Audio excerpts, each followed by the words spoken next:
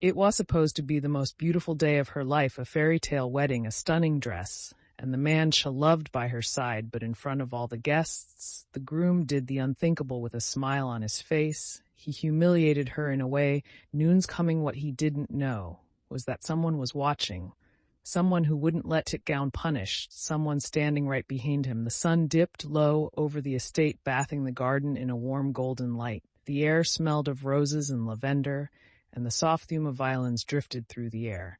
It was the kind of wedding people imagined in fairy tales, elegant, expensive, flawless. The bride, Alina, stood near the entrance of the grand hall, her white dress flowing like silk water around her. Her eyes sparkled, but underneath the smile a nervous flutter twisted in her snook. Everything was planned, down to the last detail. Crystal glasses shimmer red on the tables, floral arrangements lined the aisles like a royal parade, and the guests, all dressed in their finest, whispered compliments about the grandeur of it all. Cameras flashed, videos rolled, and everyone's eyes were on her. But hair? Yes, were on him. Daniel, the groom, looked striking in his tailored suit.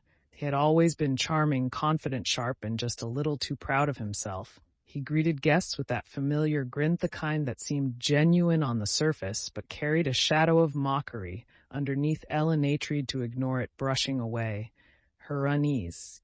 Pre-wedding jitters. From afar they looked like the perfect couple, but those who paid attention could see the cracks, the way Danielle looked at her, not with love, but as though she were a performance, a display, and tonight that performance. It was reaching its final acts. The ceremony began. Alina took a deep breath. Her father, Madrid's Khan, a quiet man known for his steel demeanor and past military rank, stood beside her. Few spoke to him directly, but everyone knew of him. A man of few words, but when he spoke, people listened. She clutched his arm tightly, unaware how important his presence would soon become. The vows were said, the rings exchanged, and then came the toast. Daniel stood up, glass in hand, flashing that too confident smile again. Alina turned to him with a hopeful expression, but hope was a fragile thing. He raised his glass, and instead of love, what came out of his mouth would leave the room in stunned silence, and her world shattered in front of everyone. Daniel tapped his glass gently, and the soft clinking echoed through the grand hall. The guests turned to him, their smiles wide, expecting a sweet tribute to his new bride.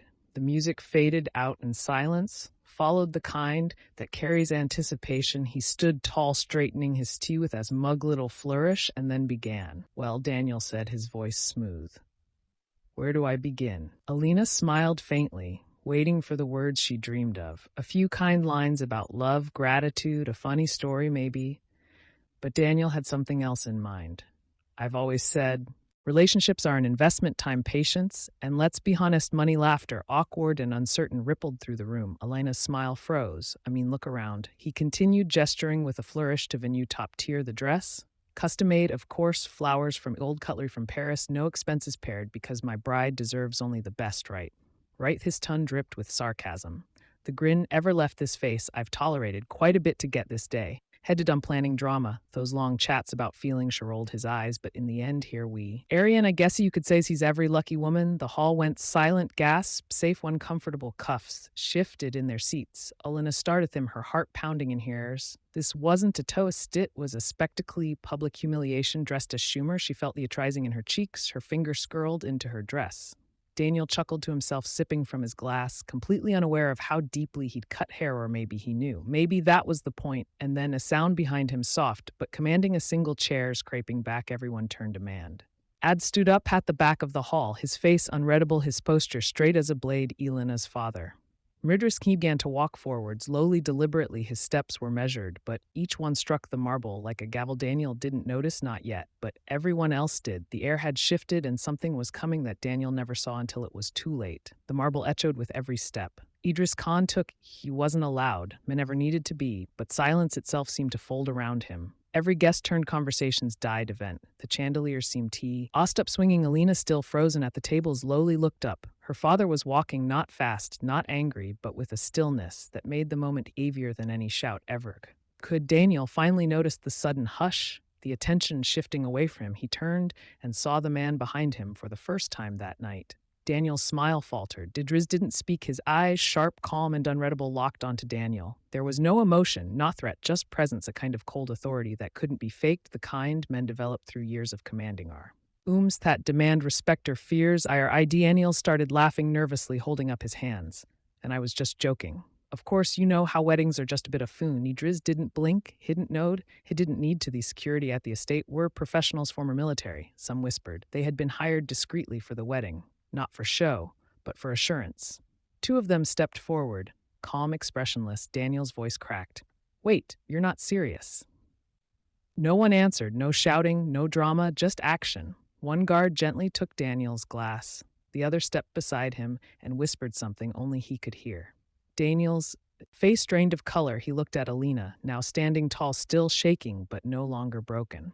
Alina, please, he said, this is insane. She didn't speak, not because she couldn't, but because she didn't need to. For the first time that evening, Daniel understood something this wasn't about him anymore. It never was. She was escorted out, not dragged, not shamed, but removed like a stain being cleaned from white silk. The silence returned as the doors closed behind him, and Alina stood in the center of the room, surrounded by stunned guests, shattered flowers, and quiet gasps. Boot in her eyes now clarity. The celebration was over, but noon moved. It was as if the entire room had turned into a still photograph. Capturing a moment too powerful to fade easily, Alina stood at the edge of the dance floor where the soft light still twinkled overhead. The arch-off flowers behind her swayed in the breeze. The music had long since stopped, but something had begun. Her hands, trembling, now rested calmly other sides. The pain was there, yes, but it had transformed, hardened, strengthened. People were still staring, some with pity, some with admiration. Many we. The shock, but she didn't look at them here. Yes were fixed ahead on the space where Daniel Ansa stood, now empty. She walked forward. Each step was quiet, but reminded Tech not because of what she had lost, but because of what she had reclaimed herself. Ridgers Khan remained in the corner, now arms folded, watching his daughter, not as a protector, but as a witness to her transformation. He had raised her to stand tall, to never bow. And now she was finally doing just that, not for the world, not for anyone else, for herself. A woman approached her, a guest who had known Alina since childhood. She opened her mouth to for comfort, but Alina raised her hand gently. Only need, she said softly. I'm fine. Because she was not fine in the way people say to hide their pain, but fine in the way forged Stein after fire. She was no longer the girl waiting for love. She was the woman who would no longer beg for respect that night. The celebration did not continue, but it didn't tend enraged either. I tended in truth. Some guests left in stunned silence, others came to her offering quiet words, but everyone knew they had witnessed something rare. A bride who didn't break, but rose, and as Alina walked out into the night, her dress trailing behind her like a falling crone, the stars above flickered like they knew something too. This wasn't the end of a love story, it was the beginning of her legend. If this story moved you even a little, don't forget to hit that like button, subscribe for more powerful stories that remind us respect isn't given, it's earned, and sometimes silence speaks louder than 1,000 words.